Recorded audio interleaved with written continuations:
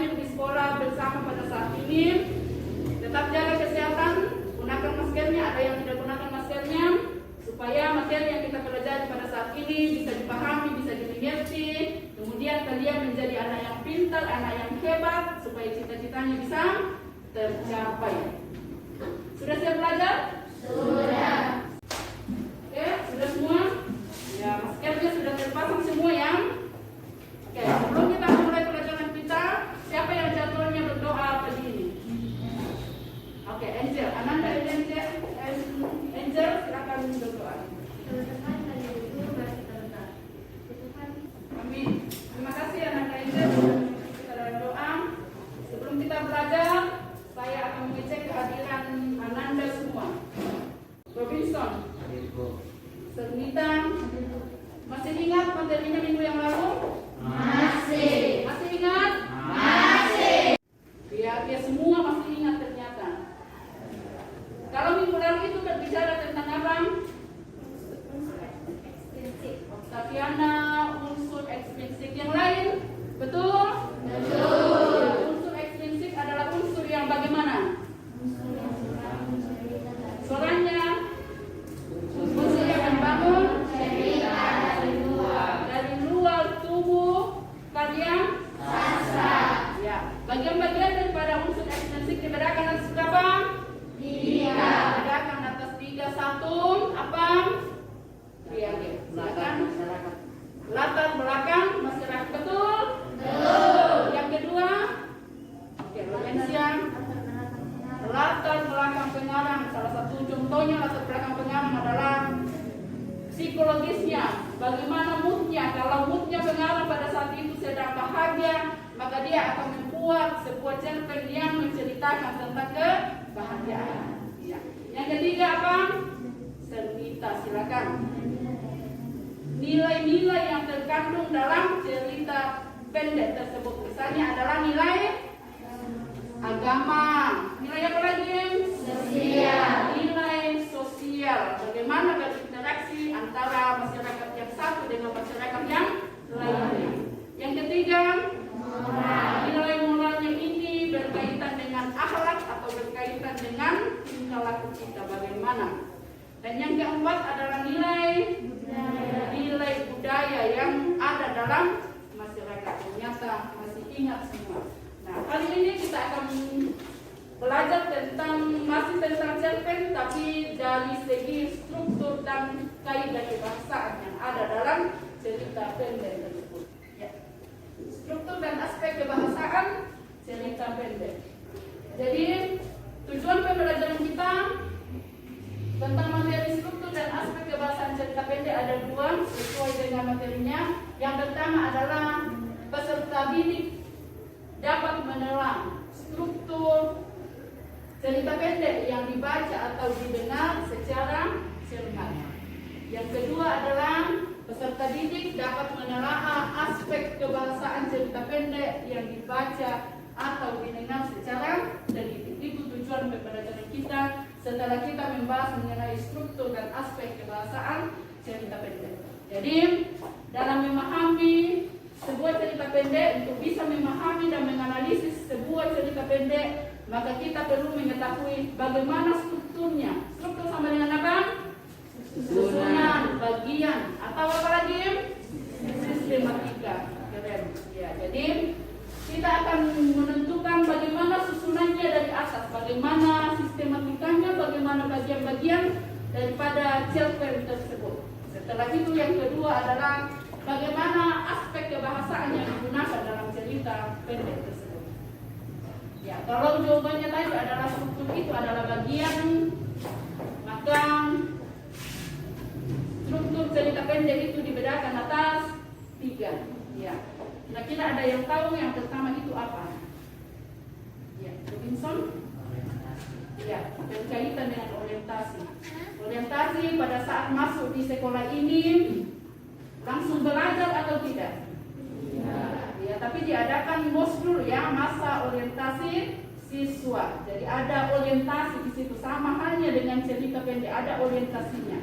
Yang diperkenalkan di situ adalah tokohnya siapa, sama halnya dengan kamu. Kau siapa namamu, berasal dari SD mana, dan seterusnya. Ya.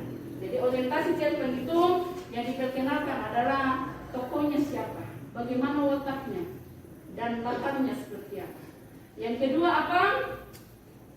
Yang kedua adalah konfigurasi dari kata konflik. Ya. Ada beberapa hal yang bisa menyebabkan konflik atau masalah itu bisa terjadi. Kamu 13 orang di sini karena ada 2 yang tidak hadir. Apakah sama semua wataknya? Tidak. Sama semua? Tidak. Ya. Ada yang bagaimana wataknya? Baik. Apalagi? Jahat? Ada yang jahat di sini? Jahat itu kalau setiap hari membunuh sesamanya, menghilangkan nyawa sesamanya. Ya palingan yang kita bunuh adalah apa? Hewan, binatang, misalnya semut, ayam, anjing, untuk dimakan ya. Ya seperti itu. Tapi tidak ada yang menghilangkan nyawa sesamanya di sini. Ya. Ada yang baik, ada yang keras kepala, ada yang pendiam, ada yang cerewet dan seterusnya. Kalau 13 siswa dalam kelas ini maka ada 13 watak. Betul sekali. Ada 13 watak yang muncul. Dan perbedaan watak atau karakter yang dimiliki oleh tokoh, salah satunya adalah siswa dalam kelas, bisa menyebabkan terjadinya konflik atau masalah. Kemudian yang ketiga adalah resolusi atau biasa disebut sebagai penyelesaian. Kalau kamu menonton sinetron, pada saat penyelesaiannya biasanya diakhiri dengan kebahagiaan, selamanya diakhiri dengan kebahagiaan atau ada yang sedih-sedih. Ada yang kebahagiaan, ada juga yang sedih. Ya sehingga biasa baper ya, terbawa perasaan. Iya, iya biasa begitu. Ya, bahkan ada yang menangis biasanya. Ya, kalau menonton sinetron lagi sedih-sedihnya ada yang menangis, ada yang baper. Ya. Menonton apa? Drakor. Siapkan tisu sebanyak mungkin. Ya, sambil menonton. Jadi kalau diakhiri dengan kebahagiaan biasanya disebut sebagai happy ending. Contohnya itu dulunya berpisah, pada akhir cerita menjadi bersama kembali. Kemudian kalau diakhiri dengan kesedihan biasanya contohnya seperti apa? Ada yang meninggal dalam cerita tersebut, dalam sinetron tersebut ada tokoh yang meninggal dunia. Itu resolusi. Ya, itu strukturnya ya. Ya. Di halaman buku cetaknya ada sebuah cerita pendek di situ. Sudah dilihat semua? Sudah. Anak rajin dan pohon pengetahuan. Iya. Kalau dilihat dari susunannya itu bagian-bagiannya ada orientasi di situ, ada komunikasi dan ada resolusi. Iya. Kira-kira yang mana orientasinya di situ? Pada suatu waktu dan seterusnya. Ya, berarti ada di kalimat pembuka atau pertama. Berikutnya, selain struktur masih ada aspek kebahasaan cerita pendek. Ada juga aspek kebahasaannya. Aspek-aspek kebahasaan yang digunakan dalam cerita pendek biasanya menggunakan keterangan waktu lampau. Lampau artinya apa? Masa lalu. Iya. Ada yang punya masa lalu di sini? Banyak ya. Masa lalu itu pengalaman. Kalau sudah masa lalu masih perlu diingat atau dijadikan pelajaran? Dijadikan pelajaran, pengalaman, boleh diingat yang bagus-bagusnya. Ya. Menggunakan keterangan lampau ya, contohnya lampau beberapa tahun yang lalu. Berarti sesuatu yang sudah terjadi. Berikutnya, menggunakan keterangan apa? Iya, urutan waktu. Contohnya yang ada di situ misalnya suatu waktu ada di kalimat keberapa? Pertama. Masih ada yang Ananda lihat di situ? Keterangan waktu suatu hari. Suatu hari lampau atau sekarang? Sekarang, ya. Kemudian salah satu juga aspek kebahasaan bahasanya yang digunakan dalam cerpen adalah menggunakan kata kerja. Contoh kata kerja di situ yang mana? Memanggil. Satu apa? Dilihat dari alinea pertama ada kata kerja di situ. Contohnya adalah betul sekali. Masih ada di situ. Pada kata baca, betul sekali. Jadi itu adalah contoh kata kerja yang digunakan dalam cerita pendek. Bisa dipahami semua? Atau mengenai struktur dan aspek kebahasaan cerita pendek ada yang ingin ditanyakan? Ada? Tidak ada. Oke. Kita akan berdiskusi bersama. Ada LKPD di tangan saya. Kita akan berdiskusi dibagi dalam beberapa kelompok. Kelompok yang minggu lalu itu yang tetap digunakannya. Masih ingat kelompoknya? Kelompok satu yang mana? Saya akan cek dulu. Oke, ada 3 orang, Piage, Sernita, dan Rizka. Kelompok 2, kelompok 1, kelompok 2 sampai kelompok 4 duduk dengan anggota kelompoknya. Ada LKPD. Sudah? Sudah belum? Silakan kelompok 1. Sudah? Oke. Karena close untuk kelompok 1.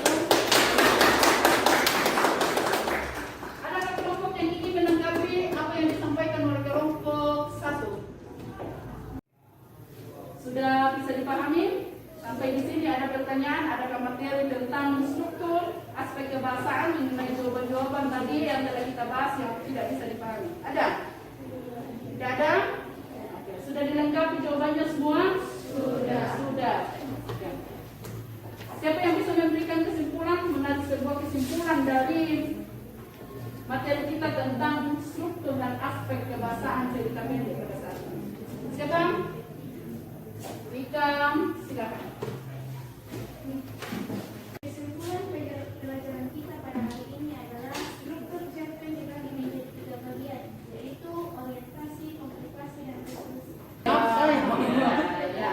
Jadi pengalaman-pengalaman itu bisa diungkapkan, dituangkan dalam sebuah cerita pendek. Karena minggu depan itu kita akan membahas mengenai cerita pendek. Jadi silakan ditulis mulai dari sekarang ya, kalau kembali ke rumah nanti silakan diingat-ingat pengalaman apa yang pernah kalian alami. Ya. Setelah itu disiapkan, dibuatkan, dituangkan dalam sebuah cerita pendek. Setelah itu kamu bawa ke sekolah, kita bahas bersama-sama di sekolah. Bisa dipahami semua?